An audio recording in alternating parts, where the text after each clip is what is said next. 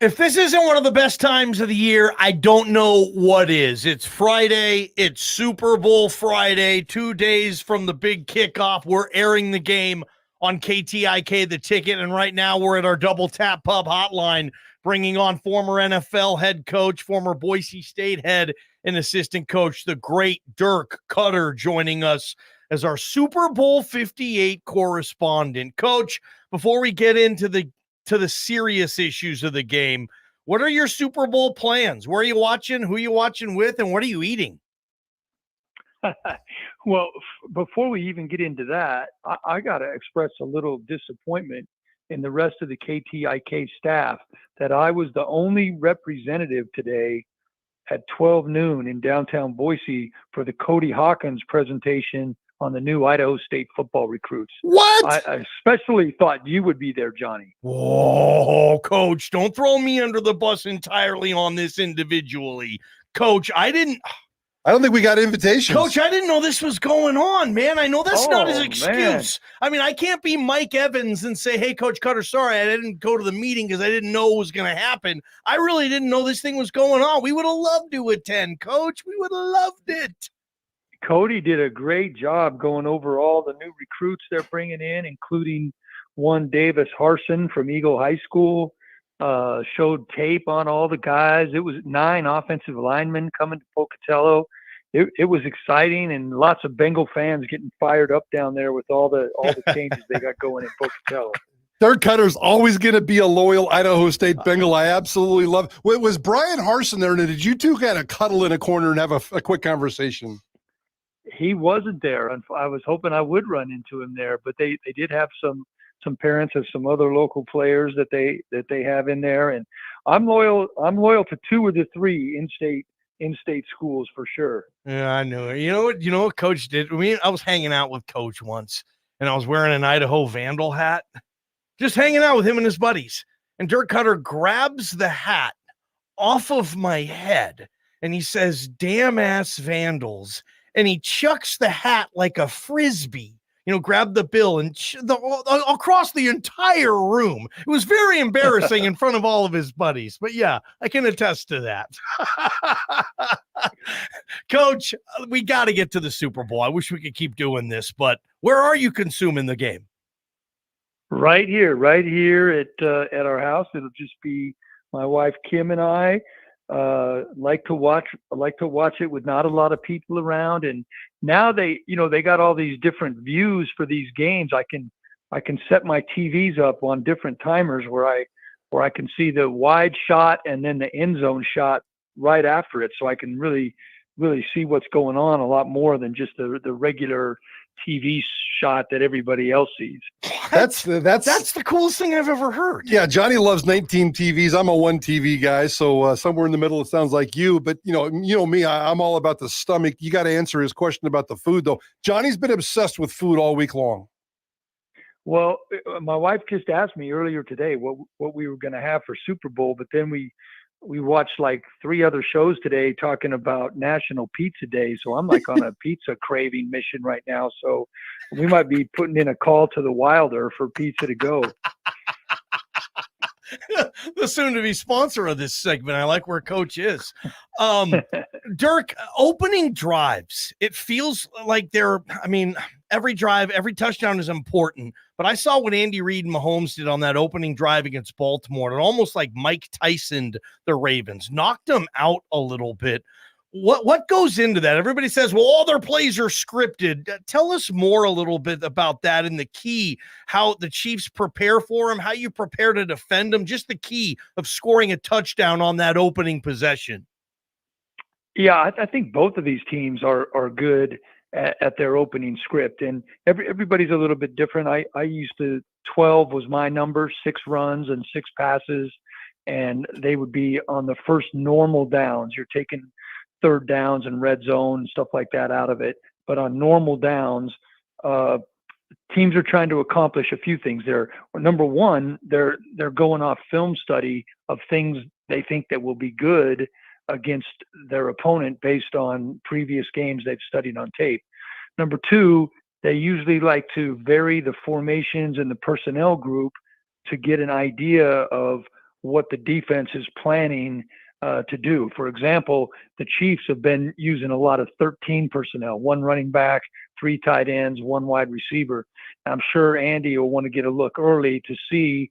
There was an article earlier this week that said of all the plays against 13 personnel that the 49ers defense has seen this season, they've always played the same personnel group against it.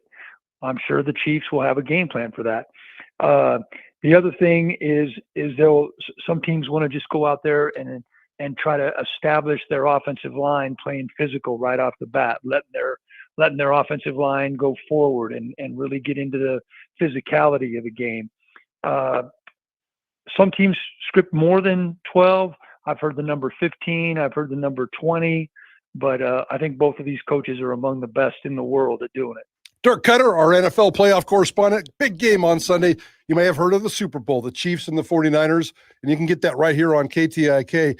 Coach, you know, one of my favorite moments of this entire postseason has been the coin flip before the Cowboys-Packers game. And as you know, most teams defer and take the ball in the second half. In that game, as you recall, the Packers took the ball, drove right down the field, punched the Cowboys in the throat, and momentum was established for the entire game. How much time do coaches, whether it's Wednesday or Saturday night or first thing Sunday morning, spend on that conversation? Are we going to defer or keep the ball? And who has the advantage this weekend?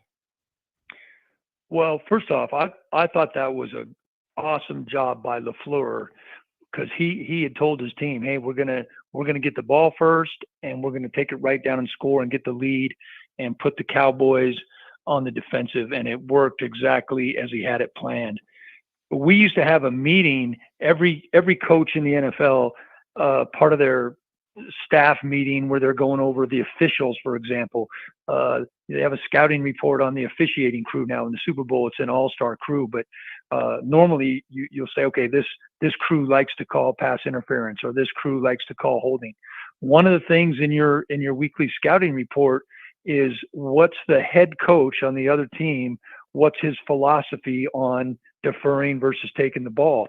And there's plenty of coaches in the NFL that they've already just predetermined it every week they're going to defer.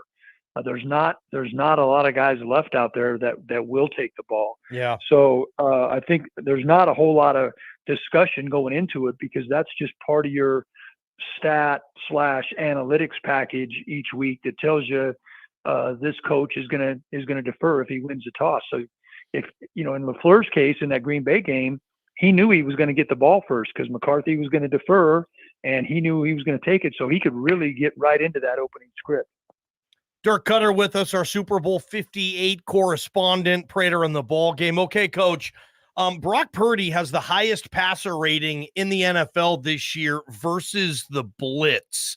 Steve Spagnuolo loves to blitz. He's been real good at it for a long time, as you know. I'm sure you've been in situations, Coach, where you had an offense that was terrific against the blitz. Did you want teams at that point to blitz you? What do you think's going through the head of Kyle Shanahan and Brock Purdy, knowing the blitz is probably coming, but hey, they've been really good at it? What do you think happens? Yeah, well, as an offensive coach, you always told your players, if you had confidence in your blitz beaters and your blitz package, you would tell your guys, hey, if they're a big blitz team, that's big opportunity for us to make more explosive plays. And I think the 49ers will be prepared. One thing Steve Spagnuolo is very good at is disguising his looks. And he has been using a lot of all-out cover zero. I read a thing earlier this week that he plays more all-out cover zero, meaning you're rushing at least 6 guys and you have no safety help. Everybody's manned up. There's nobody in the middle of the field. Spags does that more than any coach in the NFL. Wow. He also is so good at disguising his packages. I think he'll play less zero, and he'll do some more zone blitzing where he'll try to show blitzers coming off one side and then blitz from the other side, but maybe play like 3 deep, 3 under zone where they kind of match up with the underneath, and he's still got to protect it on the back end. Dirk, what is it about, Shanahan? Let's talk about Shanahan. And how difficult is it to be the head coach and the play caller during a game? And is that magnified during the Super Bowl? That's a good question.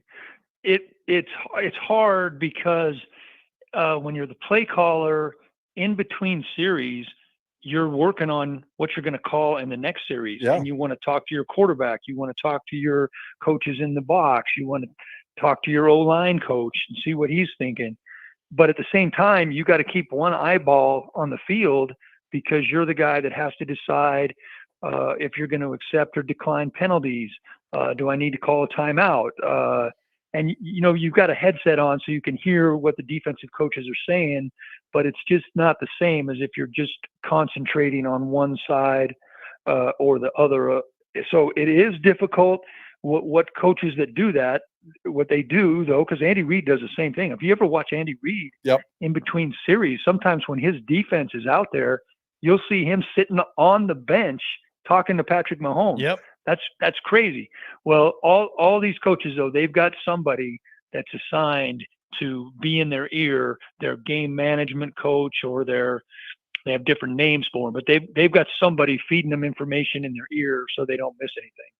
Dirk Koetter with us, and you had Maurice Jones-Drew, All-Pro, Pro Bowler. You had some great running backs that you worked with. Michael Turner in Atlanta, Dirk.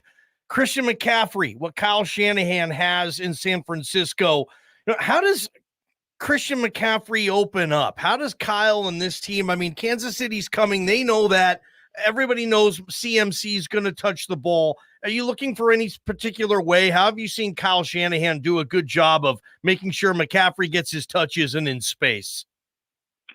The screen game, the 49ers, just the basic running back screen with the front side guard, the center, and the backside guard getting involved in the screen is one of their basic plays. And they use McCaffrey at all. They line him up as a wide receiver. They hand it to him. They toss it to him. They screen it to him. A lot of the so-called experts are out there are saying this is the main key to this game is, can McCaffrey have a big game for the 49ers?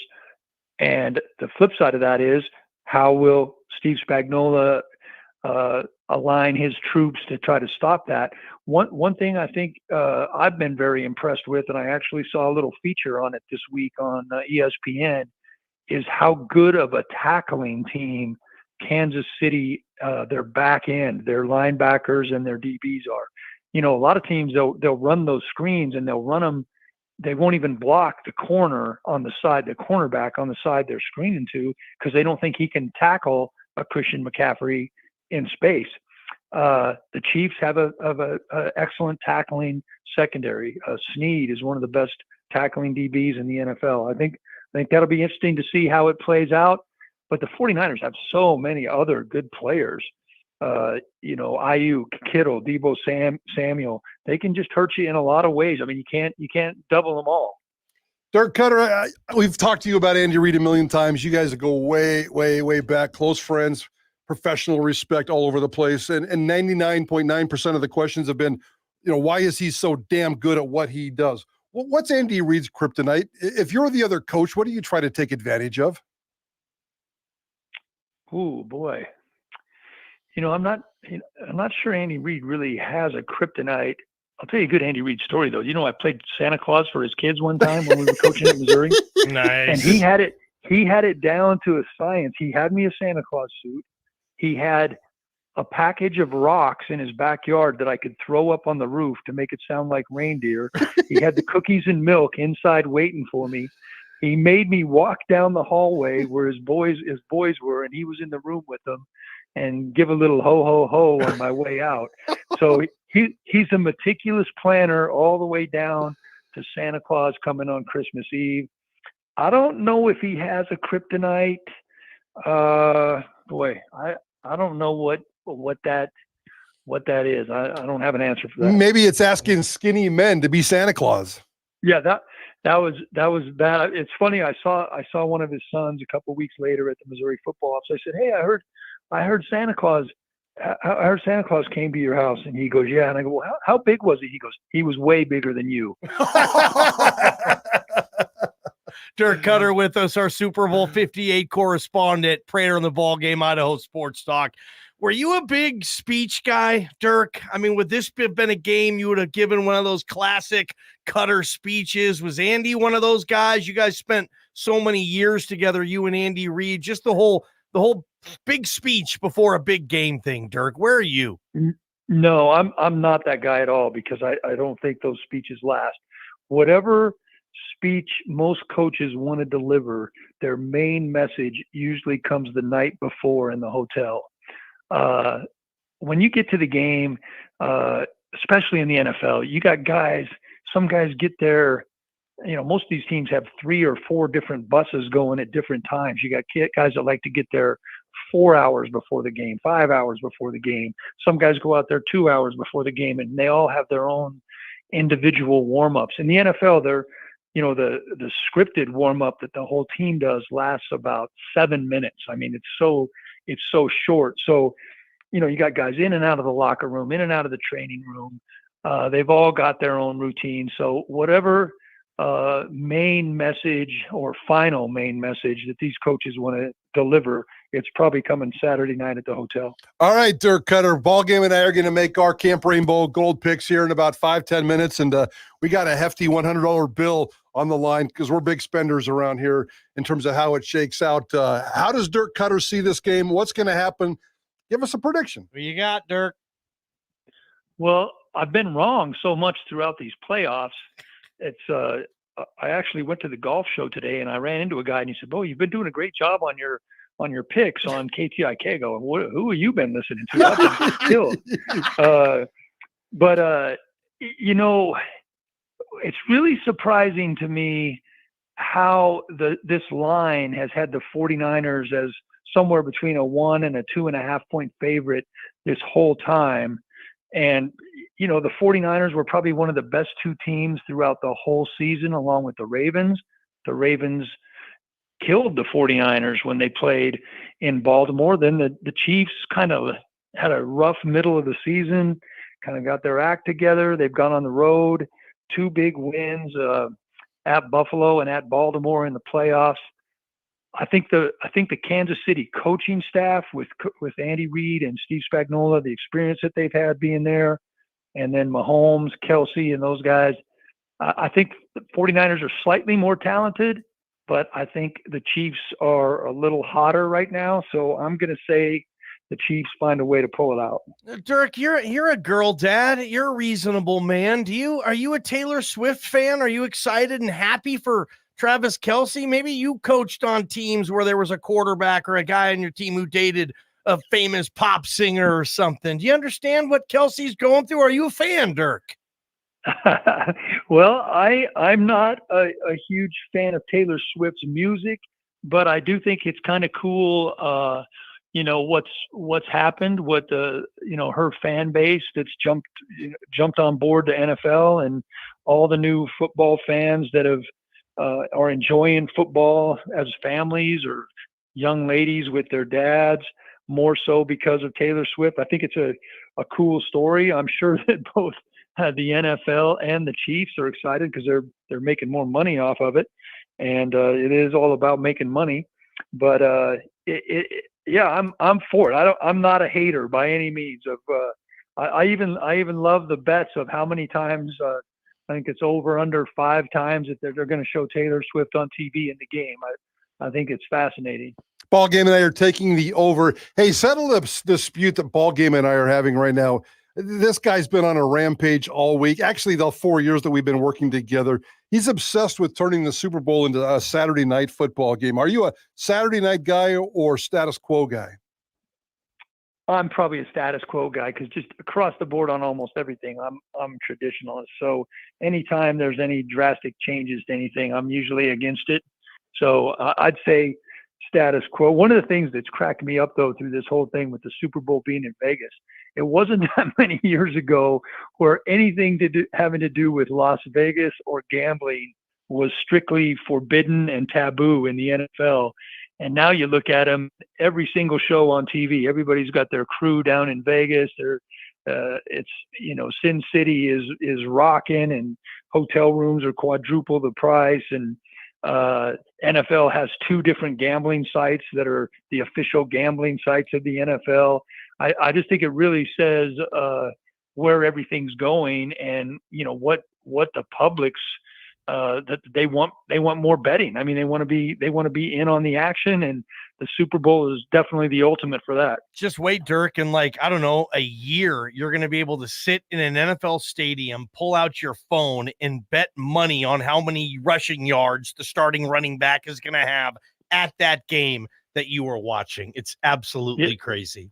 It is crazy. It's scary. It's crazy. But it's what people want. Yeah, Dirk, you're the best, man. Enjoy the Super Bowl Sunday, however you watch it by yourself. I hope the food is cheesy, greasy, and delicious. And we always appreciate your insight on here, Dirk. Can't wait to have you back on, man. All right. Thanks for having me, guys.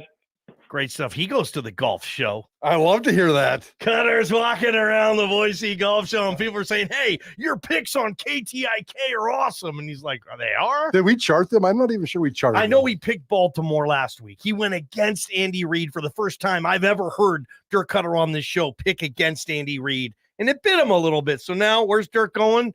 Kansas City Chiefs, your Super Bowl champions. Our picks. We have not given these out until now. They're next on Prater in the Ball Game. From the Beacon Plumbing Traffic Studios, this is Ticket